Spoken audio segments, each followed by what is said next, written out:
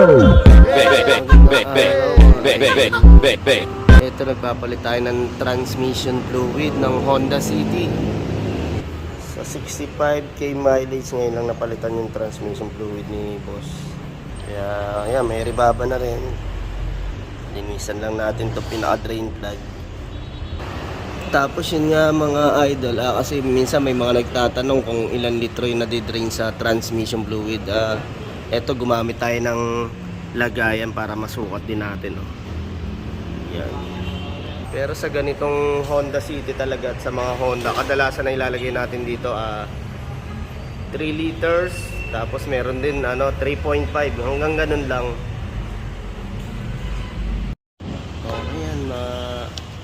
Idol, binabalik na natin. Meron lang tayong 1/4 drive na tools, pang tanggal tsaka pang higpit.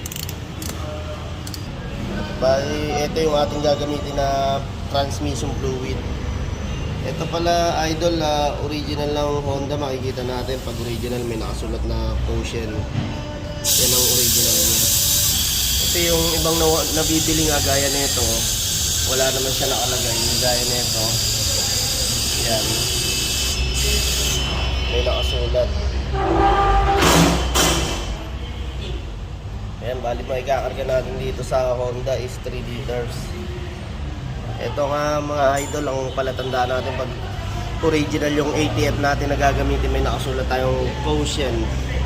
Dito kasi sa OEM wala yan. Pero same na same sila kung titignan natin. Okay, same na same. Pareha silang gawang Indonesia, Idemitsu Lube. Ayan, Idemitsu Lube, Indonesia.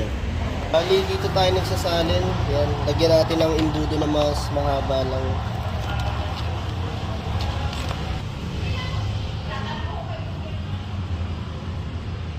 Bali, eto nga guys, may dipstick tayo sa transmission. Dito tayo nagsasalin. Pag nakita natin dipstick na dilaw dyan, yun na yung salinan natin. Ayan, yung kulay reddish. Yun nga, ang nagagamit natin na ATF dito is 3 liters sa Honda City 2012 model. Okay, naubos na natin yung 3 liters. Okay, balik natin yung pinaka-dipstick nya dito. Ito tayo. Okay, pa-start na natin. Ayan o. Ito pala sa transmission pag nagsusukat. Yan mga lodi, pag nagsusukat tayo sa transmission fluid, kailangan naka-start yung ating engine.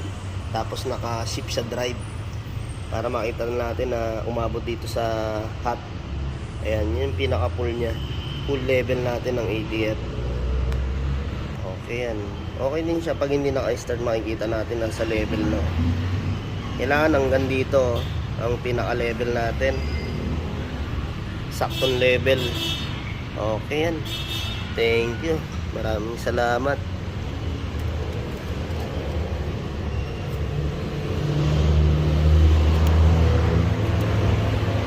Ayan nga, bali ito yung pinakatakip ng salinan din natin ng transmission, saka dipstick sa transmission.